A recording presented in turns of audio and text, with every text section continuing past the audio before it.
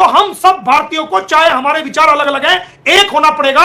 भारत की सुरक्षा सर्वोपरि है, भारत की एकता और अखंडता सर्वोपरि है। यह सीमा हैदर नहीं है हमारे लिए। लेकिन मोमिन मलिक इतनी जल्दी भारत की सुरक्षा को खतरा नहीं होने देगा। खड़ा है, खड़ा है, खड़ा।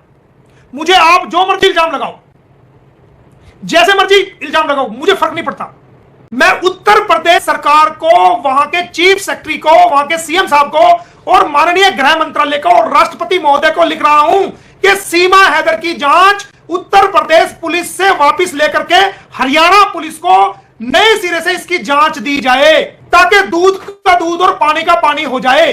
इसकी जांच नए सिरे से दोबारा होनी चाहिए। एक कब चीज की, कहां से इसने आधार कार्ड बनवाए, कैसे इसने उंगली के थंब इंप्रेशन लगवाए, किस रास्ते से ये आई, किस प्रकार इसने उल्टी करवाई अपनी बेटी को, और हमारे भारत के 2 फौजियों को सस्पेंड कराया इसने।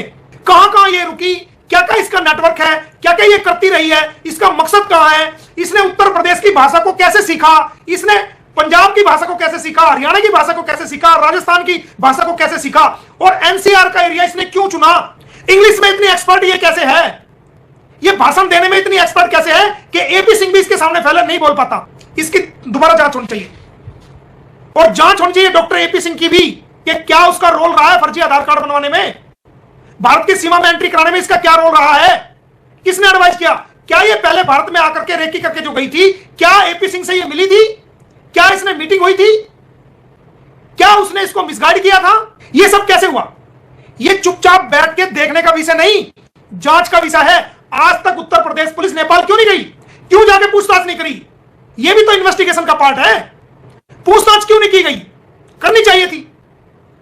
मैं जल्दी उत्तर प्रदेश सरकार को, गृह मंत्रालय भारत सरकार को, माननीय राष्ट्रपति को एक रिक्वेस्ट देना चाह रहा हूं कि उत्तर प्रदेश से यह केस वापस लेकर के हरियाणा पुलिस को सौंपा जाए, क्योंकि मामला हरियाणा का बनता है। हरियाणा के अंदर ही इसको सबसे पहली बार पहचाना गया, वहीं इसको अरेस्ट किया गया, बल्लभगढ़ के अंदर, फरीदाबाद के अंदर, और एफआईआर बाद में दर्ज की गई, अगले दिन एफआईआर दर्ज की गई।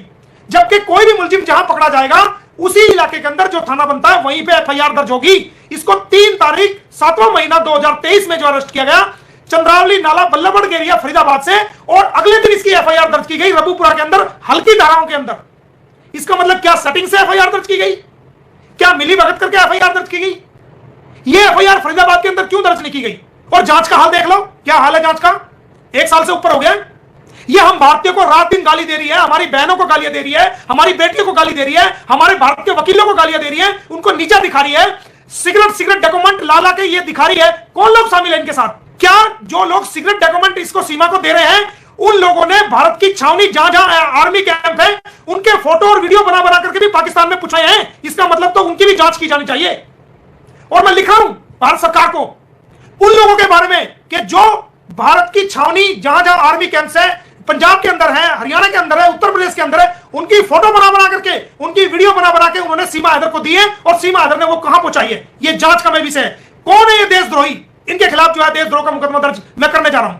जब आप डॉक्यूमेंट दे सकते हो तो इसका मतलब आपने भारत की आर्मी कैंप्स के नक्शे, भारत की आर्मी कैंप्स के फोटो, भारत की आर्मी कैंप्स के तमाम वीडियो आपने सीमा हैदर को दिए हैं। आपने वो पाकिस्तान में पूछवाए हैं या अपने आकाओं तक पूछवाए जहां जहां उनको जाना चाहिए।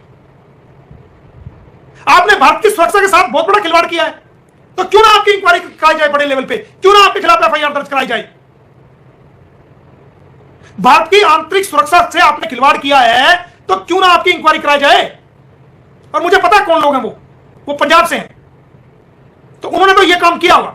उन्होंने अपने ईमान को 101% पैसों के लालच में बेचा होगा, और उन्होंने भारत की आंतरिक सुरक्षा को भी खतरे में डाला होगा। जल्दी लिख रहा हूं मैं, और मिल रहा हूं होम मिनिस्ट्री में जाकर के, उनकी इंक्वायरी करवा रहा हूं बहुत बढ़िया वाली, और कौन कौन लोग शामिल है उसके अंदर। और एपी सिंह को क्या इंटरेस्ट है कि एक पाकिस्तान की आई हुई एक इलीगल ट्रेसपासर्स के रात दिन मक्खी की तरह सामने 1 साल हो गया उसके आगे पीछे घूमते हुए, क्या कारण है।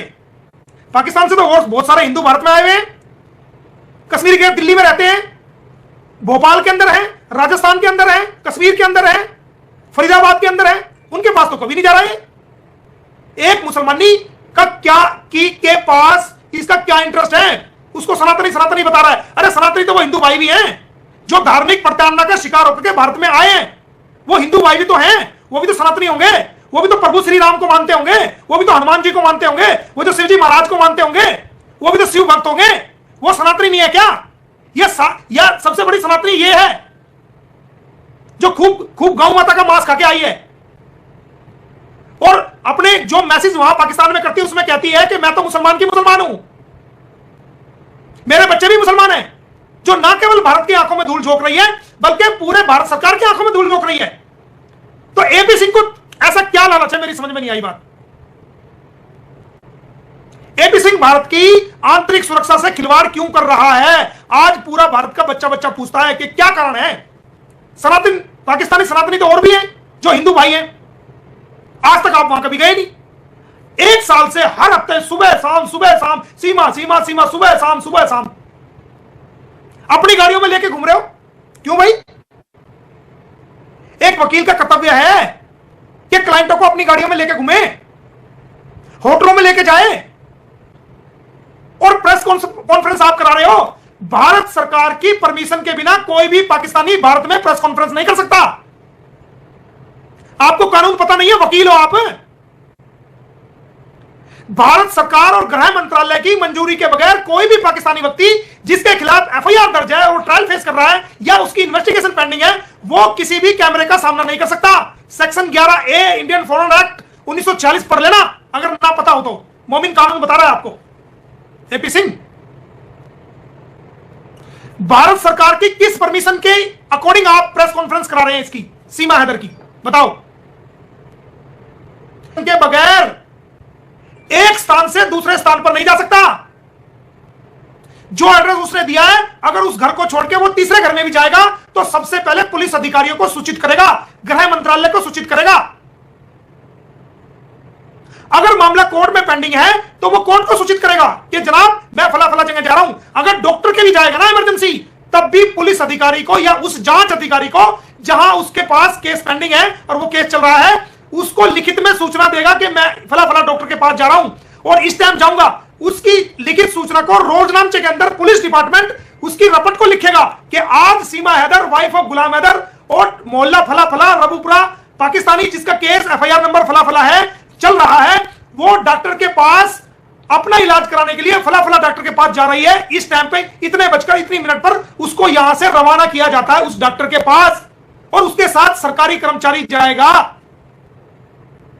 और जब वो डॉक्टर से आएगा तो डॉक्टर से लिखवा के लाएगा कि क्या बीमारी है, उसकी रिपोर्ट लेगा, और उसकी रिपोर्ट को वापसी जब थाने में आएंगे तो उसको वापसी में लिखा जाएगा कि जो सीमा हैदर इलाज के लिए वो डॉक्टर के पास गई थी जिसकी रपट नंबर 45 है या 46 है, वो वापिस आई है थाने में और उसी स्थान पर जाके वो कयाम करेगी, उसी स्थान पर जाके वो स्टे करेगी। और डॉक्टर साहब ने ये मुलाजा फरमाया है कि इसको फला फला फला बीमारी है, या ये फला फला टेस्ट की जरूरत है, या ये फला फला उसको दोबारा आना पड़ेगा। ये तमाम बातें कानूनी बातें बता रहा हूं मैं।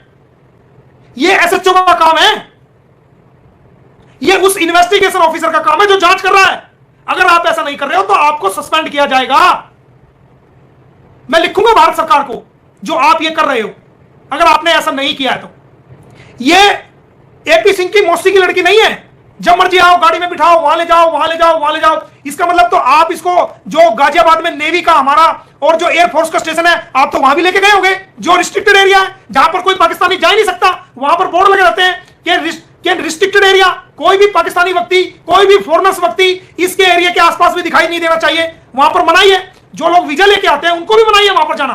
तो इसका मतलब आप गाड़ी में घुमा करके आप तो सारी जगह दिखा रहे हैं उसको कि यहां हमारा एयरफोर्स है, यहां हमारी फौज रहती है, यहां हमारे जहाज खड़े होते हैं, यहां हमारे विमान खड़े होते हैं। तो आप तो देश की सुरक्षा को सिर्फ मीडिया में आने के लिए आपने तो ताक पे लगा दिया। भारत की सुरक्षा को आपने कहां समझा? भारत की नेवी की आपने सीक्रेसी को कहां समझा? आर्मी की सीक्रेसी को आपने कहां समझा? भारत की पुलिस की या भारत की आंतरिक सुरक्षा के जितने भी स्रोत हैं, जितने भी डिपार्टमेंट हैं, उनकी सुरक्षा को आपने कहां समझा? क्या सबूत है किसी के पास कि आप उसको वहां लेके नहीं गए? और इसलिए आपको बहकाया ना हो कि सर बाहर निकले हुए, चलो मुझे वहां भी लेके चलो जहां गाजियाबाद के अंदर, जहां पर उस एरिया के अंदर नेवी का या आर्मी का या एयरफोर्स का वहां पर स्टेशन है, एयरफोर्स स्टेशन है, वहां मुझे घुमा के लाओ। तो ये क्या कुछ नहीं देख रही होगी मेरे दोस्तों, मेरे भाइयों? पुलिस डिपार्टमेंट को क्या हो गया है? कहां तुम्हारी सोच चली गई है? कहां तुम्हारी समझ चली गई है? यह सारा काम मोमिन मलिक का है आपको समझाना बताना कि भारत की सुरक्षा को खतरा है, चिल्ला चिल्ला के कह रहा हूं कि सीमा हैदर से भारत की आंतरिक सुरक्षा को खतरा है।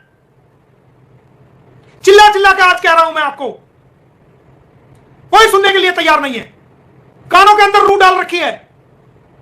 और एक दिन वो आएगा कि आप, भारत की सरकार भी पछताएगी, भारत के लोग भी पछताएंगे, और ये ऑफिसर जो उसको छूट दे रहे हैं, जो लोग उनके साथ लगे हुए हैं, जो उसको सपोर्ट कर रहे हैं, ये भी पछताएंगे कि इन्होंने क्या कर दिया।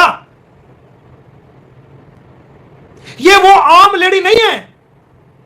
सारी बात मैं आपको मीडिया पे नहीं बता सकता, मुझे पता है ये कौन है, इसकी सारी मैं जड़ निकाल के लेके आया हूं। ये भारत की सुरक्षा के लिए बहुत बड़ा खतरा है, ये मैं आपको बता रहा हूं, आज भी बता रहा हूं। इसको जितनी जल्दी जेल में डाला जाए उतना कम है, वरना ये वो नासूर है, ये फैलता जाएगा, फैलता जाएगा, फैलता जाएगा।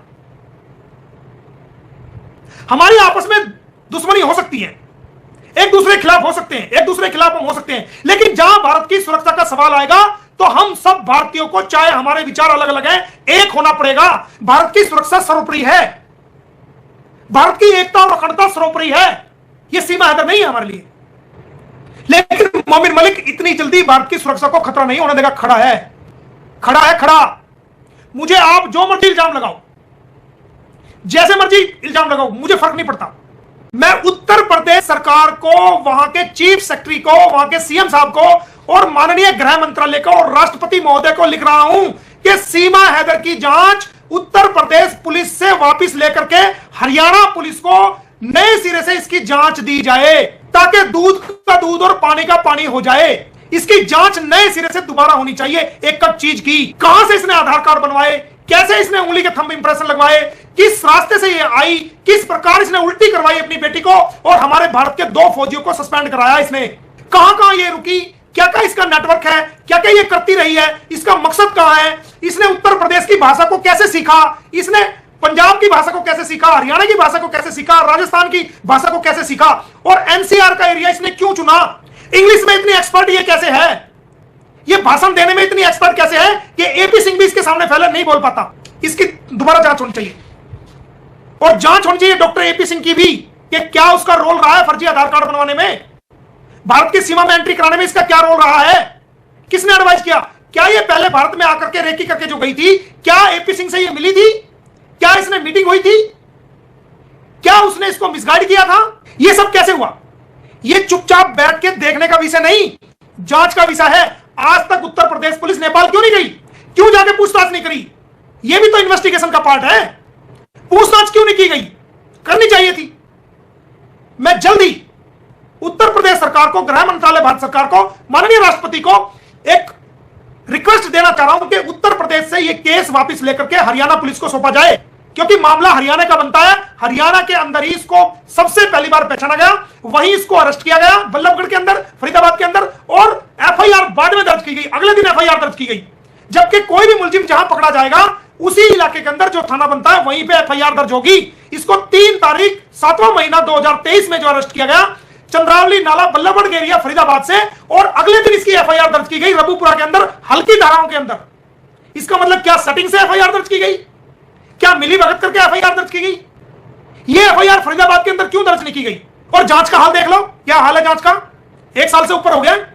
ये हम भारतीयों को रात दिन गाली दे रही है, हमारी बहनों को गालियां दे रही है, हमारी बेटियों को गाली दे रही है, हमारे भारत के वकीलों को गालियां दे रही है, उनको नीचा दिखा रही है, सिगरेट डॉक्यूमेंट ला के ये दिखा रही है। कौन लोग शामिल है इनके साथ, क्या जो लोग सिगरेट डॉक्यूमेंट इसको सीमा को दे रहे हैं, उन लोगों ने भारत की छावनी जहां जहां आर्मी कैंप है उनके फोटो और वीडियो बना करके भी पाकिस्तान में पूछाए हैं। इसका मतलब तो उनकी भी जांच की जानी चाहिए। और मैं लिखा हूं भारत सरकार को उन लोगों के बारे में कि जो भारत की छावनी जहां जहां आर्मी कैंप है, पंजाब के अंदर है, हरियाणा के अंदर है, उत्तर प्रदेश के अंदर है, उनकी फोटो बना करके, उनकी वीडियो बना के उन्होंने सीमा हैदर को दी है, और सीमा हैदर ने वो कहां पहुंचाई है, ये जांच का मैं विषय है। कौन है ये देशद्रोही, इनके खिलाफ जो है देशद्रोह का मुकदमा दर्ज मैं करने जा रहा हूं। जब आप डॉक्यूमेंट दे सकते हो तो इसका मतलब आपने भारत की आर्मी कैंप्स के नक्शे, भारत की आर्मी कैंप्स के फोटो, भारत की आर्मी कैंप्स के तमाम वीडियो आपने सीमा हैदर को दिए। आपने वो पाकिस्तान में पूछवाए हैं या अपने आकाओं तक पूछवाए जहां जहां उनको जाना चाहिए। आपने भारत की सुरक्षा के साथ बहुत बड़ा खिलवाड़ किया है, तो क्यों ना आपकी इंक्वायरी कराई जाए बड़े लेवल पे, क्यों ना आपके खिलाफ एफआईआर दर्ज कराई जाए। भारत की आंतरिक सुरक्षा से आपने खिलवाड़ किया है तो क्यों ना आपकी इंक्वायरी कराई जाए। और मुझे पता है कौन लोग हैं वो पंजाब से हैं, तो उन्होंने तो यह काम किया होगा, उन्होंने अपने ईमान को 101% पैसों के लालच में बेचा होगा और उन्होंने भारत की आंतरिक सुरक्षा को भी खतरे में डाला होगा। जल्दी लिख रहा हूं मैं और मिल रहा हूं होम मिनिस्ट्री में जाकर के, उनकी इंक्वायरी करवा रहा हूं बहुत बढ़िया वाली, और कौन कौन लोग शामिल है उसके अंदर। और एपी सिंह को क्या इंटरेस्ट है कि एक पाकिस्तान की आई हुई एक इलीगल ट्रेसपासर के रात दिन मक्खी की तरह सामने, 1 साल हो गया उसके आगे पीछे घूमते हुए, आगे पीछे घूमता है। क्या कारण है? पाकिस्तान से तो और बहुत सारे हिंदू भारत में आए हुए हैं, कश्मीर के दिल्ली में रहते हैं, भोपाल के अंदर है, राजस्थान के अंदर है, कश्मीर के अंदर है, फरीदाबाद के अंदर है, उनके पास तो कभी नहीं जा रहा है। एक मुसलमानी का क्या के पास इसका क्या इंटरेस्ट है, उसको सनातनी बता रहा है। अरे सनातनी तो वो हिंदू भाई भी हैं जो धार्मिक प्रताड़ना का शिकार होकर के भारत में आए हैं, वो हिंदू भाई भी तो हैं, वो भी तो सनातनी होंगे, वो भी तो प्रभु श्री राम को मानते होंगे, वो भी तो हनुमान जी को मानते होंगे, वो जो शिव जी महाराज को मानते होंगे, वो भी तो शिव भक्त होंगे। वो सनातनी नहीं है क्या? यह सबसे बड़ी सनातनी ये है जो खूब गौ माता का मांस खा के आई है और अपने जो मैसेज वहां पाकिस्तान में करती है उसमें कहती है कि मैं तो मुसलमान की मुसलमान हूं, मेरे बच्चे भी मुसलमान हैं, जो ना केवल भारत की आंखों में धूल झोंक रही है बल्कि पूरे भारत सरकार की आंखों में धूल झोंक रही है। तो एपी सिंह को ऐसा क्या लालच है, मेरी समझ में नहीं आई बात। एपी सिंह भारत की आंतरिक सुरक्षा से खिलवाड़ क्यों कर रहा है? आज पूरा भारत का बच्चा बच्चा पूछता है कि क्या कारण है। सनातन पाकिस्तानी सनातनी तो और भी हैं जो हिंदू भाई हैं, आज तक आप वहां कभी गए नहीं।